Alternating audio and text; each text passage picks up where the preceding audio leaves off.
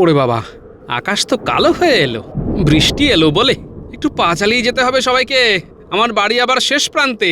জানি তো। একটু তাড়াতাড়ি পা চালিয়ে চলুন, আমার বাড়ি তো কাছেই। বৃষ্টি থামলে যে যার ঘরে চলে যাবেন, চলুন। সেই ভালো, বৃষ্টির হাত থেকে বাঁচতে আমরা সবাই পণ্ডিত মশাইয়ের ঘরে যাই। পণ্ডিত মশাইয়ের বাড়ি যাওয়ার থেকে গাছের তলায় দাঁড়ালেও হয়তো বৃষ্টির কবল থেকে নিজেদেরকে বাঁচানো যাবে। কি বলো সেনাপতি? সে আর বলতে। ঠিক বুঝলাম না, মন্ত্রী মশাই মাঝে মাঝে হেয়ালি করে কথা বলতে ভালোবাসেন, তা আপনার যদি পণ্ডিত মশাইয়ের বাড়ি যেতে ইচ্ছে না হয় তবে যাবেন না। কি সভাকবি, আপনি কি করবেন?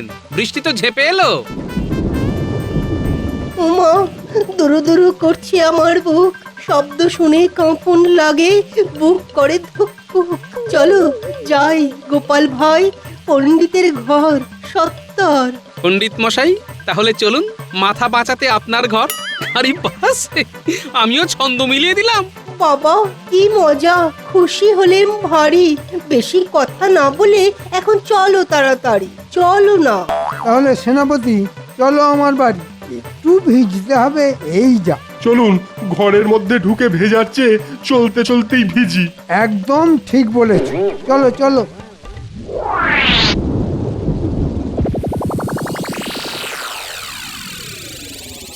ও মা, কি ভিজে একদম স্নান করে গেছো যে, অসুখ করবে তো। অসুখ করবে কি, অসুখ করে ফেলেছে। কি বলো সেনাপতি?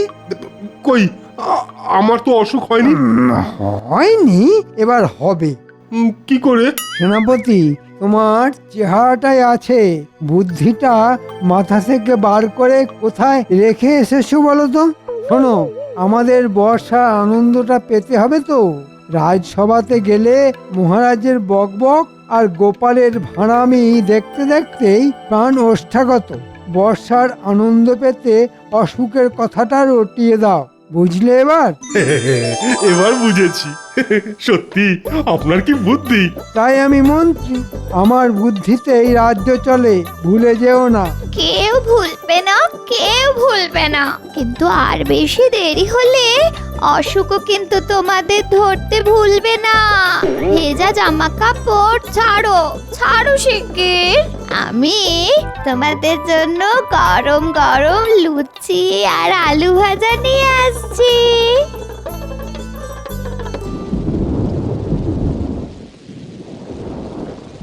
একটু পরে জল থই থই করবে। কতবার বলেছি ছাদ ছাড়াও, ছাদ ছাড়াও, আমার কথা কানেই তোলে না। এবার বুঝবে। কি অবস্থা পণ্ডিত মশাই? ওমা, ঘরে জল থই থই, বসা শোয়ার জায়গা কই? তোমাদের ডেকে এনে খুব বিড়ম্বনায় ফেললাম গোপাল, না, আমায় ক্ষমা করো। আচ্ছা, এ আপনার কেমন কথা পণ্ডিত মশাই? আজ এলাম বলেই তো আপনার ঘরের এই অবস্থাটা সচক্ষে দেখতে পেলাম। মন্ত্রী মশাইয়ের কথাটা এখন বুঝতে পারছি। মন্ত্রী মশাই সব জেনেও মহারাজকে কিচ্ছু জানাননি। মন্ত্রী মশাই মন্দ ভারী, পদের ধারি পদের ধারি। পণ্ডিত মশাই, আপনি এতদিন ধরে কষ্ট ভোগ করলেন, একবার তো মহারাজকে নিজে মুখে বলতে পারতেন। না, আমাকেই কিছু করতে হবে। পণ্ডিত মশাই নিজে মুখে কিছু বলবেন না, দেখি আমি কিছু করতে পারি কিনা। গোপাল, আমার জন্য মহারাজের কাছে দরবার করো না, আমার এই অনুরোধটা রাখো। পণ্ডিত মশাই, সোজা আঙুলে কোনোদিন ঘি উঠেছে? আপনি বলুন, আমি আঙুল বেঁকিয়ে ঘি বার করব। কাল রাজসভায় দেখা হবে, তবে আপনাকে অসম্মান করে আমি কিছু করব না, কিন্তু যা করব তা আপনার ভালোর জন্যই। এখন তুমি আমাদের ভরসা গোপাল ঠাকুরপো।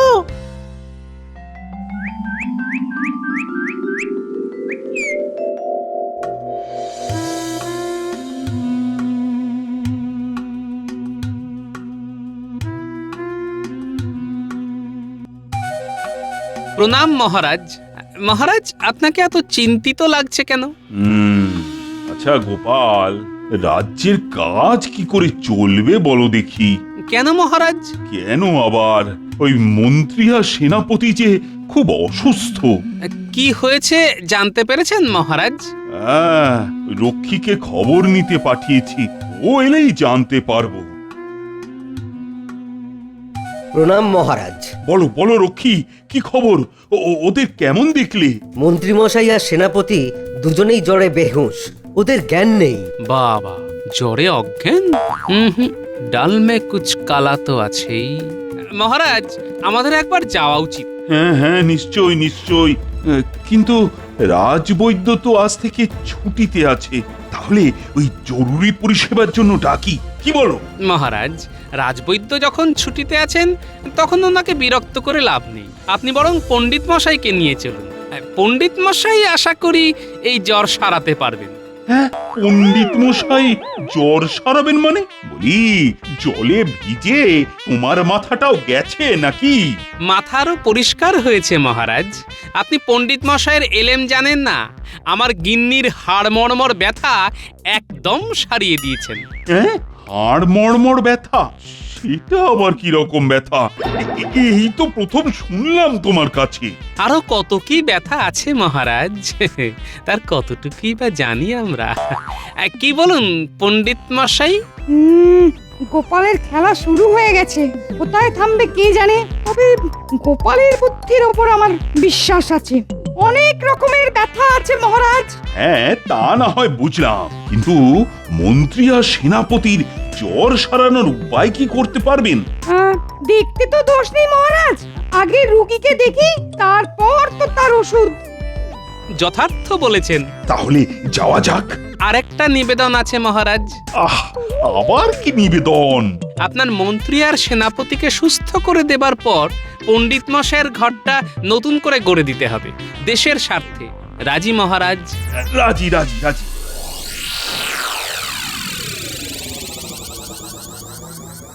ওগো, চোখ খোলো, তাকাও, রাজামশাই তোমাকে দেখতে এসেছে, তাকাও।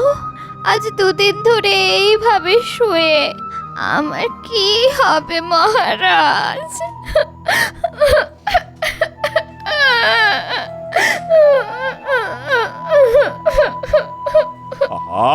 আরে কেঁদো না, কেঁদো না। আমার মনটা তো খুব নরম, তাই তোমার কান্না দেখে আমারও চোখটা জলে ভিজে যাচ্ছে। পণ্ডিত মশাই, ও পণ্ডিত মশাই, আরে শুরু করো চিকিৎসা। মটকা মেরে পড়ে আছে। দেখো বাছাধন, তোমার ভাল্লুক জ্বর কিভাবে চলে যায়।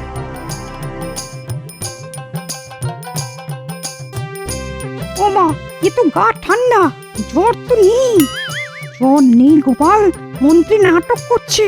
এই রে, ধরে ফেলো নাকি? এই গোপালটাকেই ভয়। কি বুঝছো পণ্ডিত? এটা ঠান্ডা জ্বর মহারাজ, খুব বাজে জ্বর। ঠান্ডা দেশের মোষ বা গরিলাদের এই ধরনের রোগ হয়। এখন আমাদের মতো গরম দেশের মোষ বা গরিলাদের হচ্ছে, ভাববার বিষয় মহারাজ। কায়দা করে আমাকে মোষ গরিলা যা ইচ্ছে তাই বলছে, আমিও সুযোগ পাবো। পণ্ডিত মশাই, রাম চিমটি কাটুন, দেখবেন কেমন বাপ বাপ বলে উঠে পড়ছে আমাদের মন্ত্রী মশাই। ওরে বাবা রে, সর্বনাশ! ওগো, ওগো, তুমি ঠিক হয়ে গেছো। আমার কি আনন্দ হচ্ছে, আমার কি আনন্দ হচ্ছে, তুমি ঠিক হয়ে গেছো। বাহ পণ্ডিত, বাহ, তুমি তো অসাধ্য সাধন করলে। বুঝতে পারছেন মহারাজ, মানুষের চিকিৎসা ছাড়াও পশুদের চিকিৎসাও কি সুন্দরভাবে আমাদের পণ্ডিত মশাই করলেন। আর সেনাপতির কাছে খবর পাঠান যে মন্ত্রী মশাই সুস্থ হয়ে গেছেন। দেখবেন এই খবর পেয়েই সেনাপতি ওষুধ ছাড়াই সুস্থ হয়ে গেছেন। মহারাজ, এইবার পণ্ডিত মশাইয়ের বাড়িটা করে দিতে হবে। হ্যাঁ হ্যাঁ, কাল থেকেই পণ্ডিতের বাড়ি তৈরির কাজ শুরু হবে। ধন্যবাদ মহারাজ। রক্ষী, সেনাপতির কাছে যাও, বলো মন্ত্রী সুস্থ হয়ে গেছে।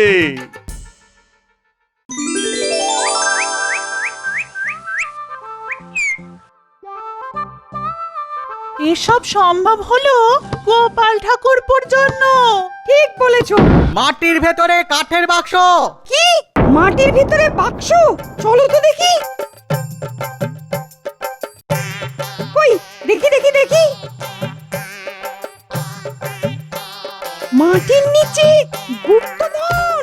শুনলি ঘটা, পণ্ডিতের জমি থেকে গুপ্তধন। হ্যাঁ? এই চল চল চল, এই খবরটা মন্ত্রীমশাইকে দিয়ে আসি। চল চল চল।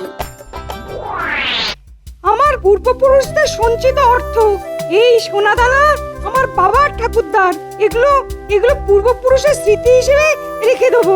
ঠিক বলেছো।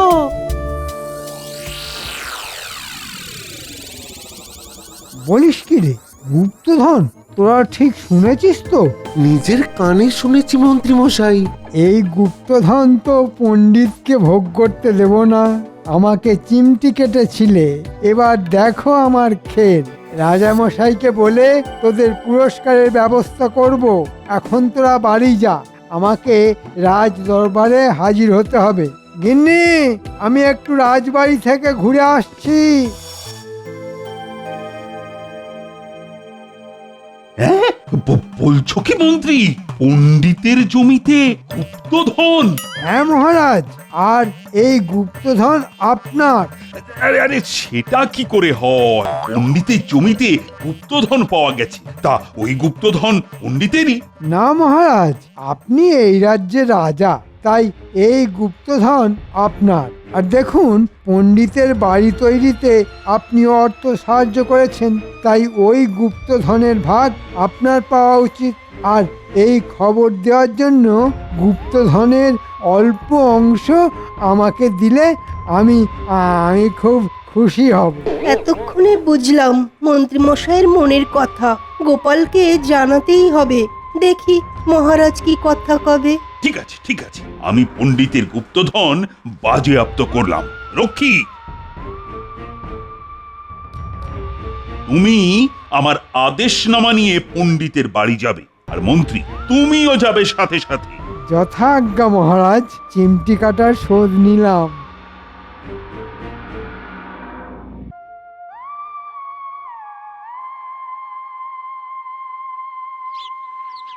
এই গোপাল, গোপাল, ও গোপাল, তুমি কি শুনতে পাচ্ছ? গোপাল, কি ব্যাপার সভাকবি? গোপাল, কি কপাল! কেন, কি হলো?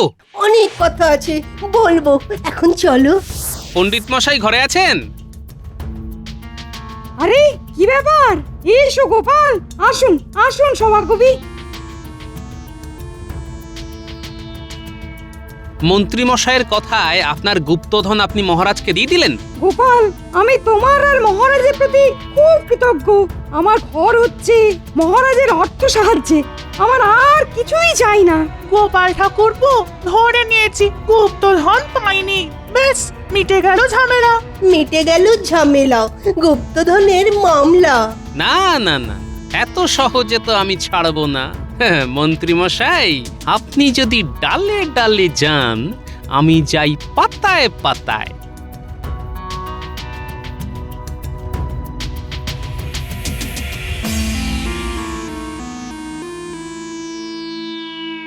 মুড়ি মুড়ি একই শোভা অঙ্গে তব আজ। রাজা, আপনাকে লাগছে দারুণ, পরে নতুন সাজ। আমাকে কেমন লাগছে সভাকবি? কাব্য করে বলো। কি বলি আর কাব্য করে? দাঁড় কাকো ময়ূর পুচ্ছ ধরে। বেড়ে বলেছো সভাকবি। হ্যাঁ, মহারাজ, শেষকালে আপনিও?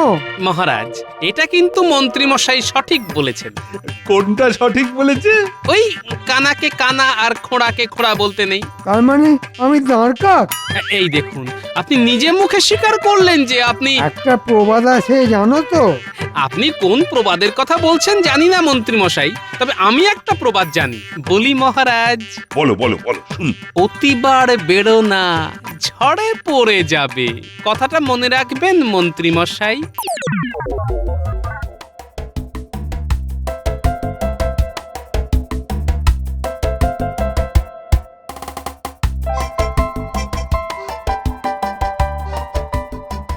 গুলটে, বাড়ি আছিস?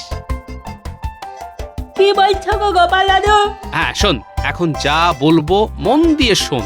আজ থেকে নাকে রুমাল বেঁধে তোরা জঞ্জাল আবর্জনা জোগাড় করতে লেগে পড়। সে কি গো গোপাল দাদু, জঞ্জাল সাফাইয়ের জায়গায় জঞ্জাল সংগ্রহ?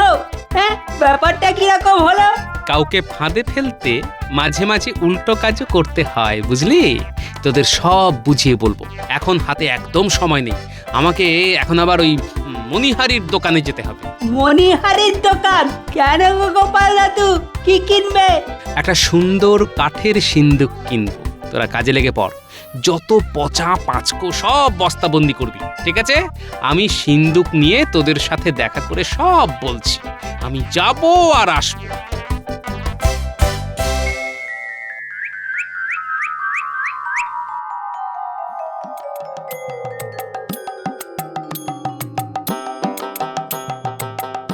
ওই রে আমার বানর সেনা, গন্ধমাদন ভর্তি হলো? হ্যাঁ গো গোপাল দাদু, এই দেখো না। আরে বাবা, খেলা তো শুরু হবে এবার। মন্ত্রী মশাই, নেবেন না গুপ্তধনের ভাগ? দাদু, এবার আর কি করতে হবে? হাত ধরাধরি করে সিন্দুকটাকে আমার বাড়ি নিয়ে যেতে হবে। চল, লোক চলাচল শুরু হওয়ার আগে সিন্দুকটাকে নিয়ে চল। ওখানে গিয়ে সিন্দুকটা মাটিতে পুঁতে দিতে হবে। ব্যাস, তোদের কাজ শেষ।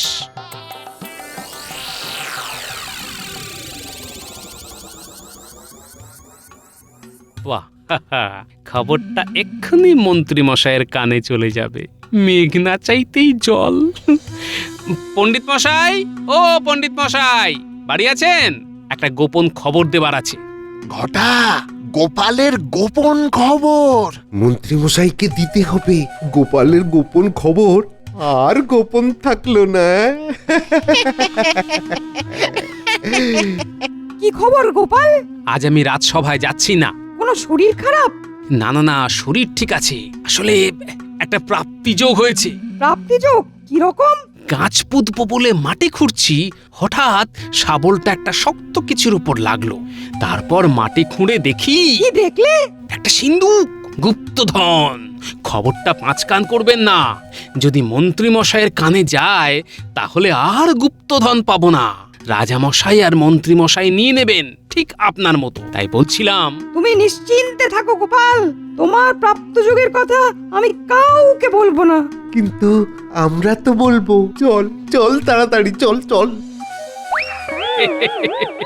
আমার কাজ শেষ। আমার গুপ্তধন প্রাপ্তিযোগের খবর যথা জায়গায় চলে যাবে। আমি এখন বাড়ি যাই, একটু গড়িয়ে নি। বড্ড ধকল গেছে আজ।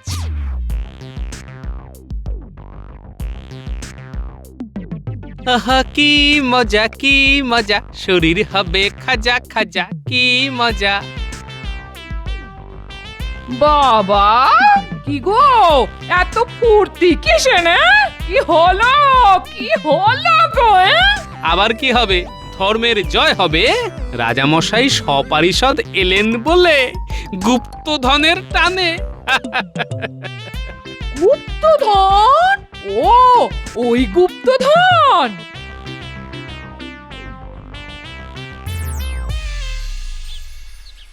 গোপাল, গোপাল, গোপাল বাড়ি আছো? দেখলে কি বলেছিলাম? গুপ্তধনের গন্ধে গন্ধে ঠিক হাজির হয়েছে। যাও গিন্নি, তুমি মহারাজের জন্য কিছু জলযোগের ব্যবস্থা করো। যাচ্ছি যাচ্ছি যাচ্ছি গো।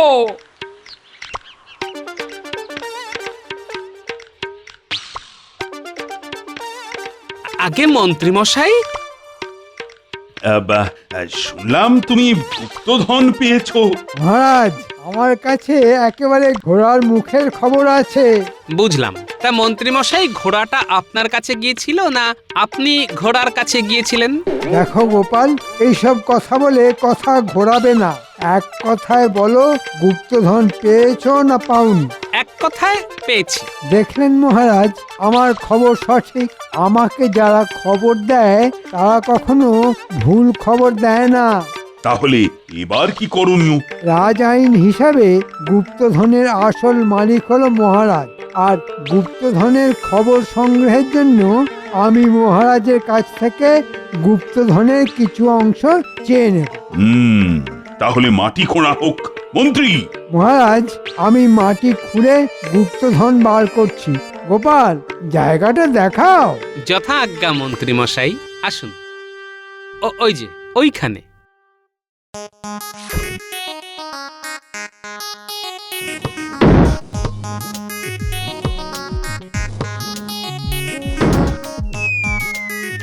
এই যে মহারাজ গুপ্তধন। ওরে বাবা, বিশাল সিন্ধু, সোনা দানাও অনেক আছে। খোলো খোলো। আর কি ভাবছোটা কি? এই খুলছি। ওরে বাবা, কি গন্ধ রে বাবা। গন্ধমাদন গুপ্তধন। নাকে চাপা দিন মহারাজ। মহারাজ, মহারাজ পালান পালান।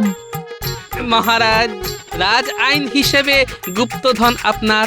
গুপ্তধন নিয়ে রাজ আইনকে মান্যতা দিন, আর নয়তো নয়তো আইন বদলান। পণ্ডিত মশাইয়ের জমি থেকে পাওয়া গুপ্তধন যদি আপনার হয়, আইন অনুযায়ী আমার জমি থেকে পাওয়া গুপ্তধনও আপনাদের। কি তাই তো মন্ত্রী মশাই? আমার আমার গুপ্তধন চাই না। আইন আমি পাল্টে দিলাম। যার জমি তারই গুপ্তধন। আমি পণ্ডিত মশাইয়ের গুপ্তধন পণ্ডিত মশাইকেই ফেরত দেব। আর আমাকে ভুল পথে চালানোর জন্য মন্ত্রীকে এই পচা জঞ্জাল মাখবার আদেশ দিলাম। হ্যাঁ, এটাই মন্ত্রীর শাস্তি। কি হলো কি মন্ত্রী, তুমি পচা গন্ধ মাখো। যেমন কর্ম তেমন ফল। গন্ধ মেখে বাড়ি চল।